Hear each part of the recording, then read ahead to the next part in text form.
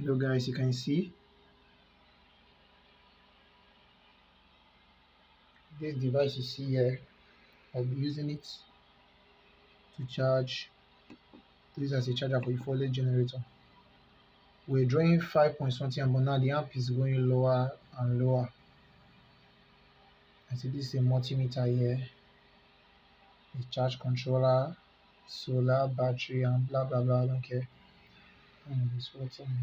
So this is a 12-volt cooling fan, and under it is a buck converter. You can see I connected the buck converter in series in parallel, so each has 5 amps or 4 amps, so 5, 10, 15, 20. This 4 will be 20 amps or more than that. You can see it was connected in series in parallel. The fan, I kept it here. It's a source to cool it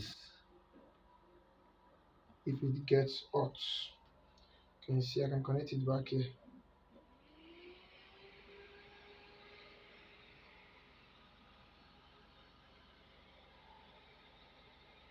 Thank you. Check the amps again. You can see getting lower and lower.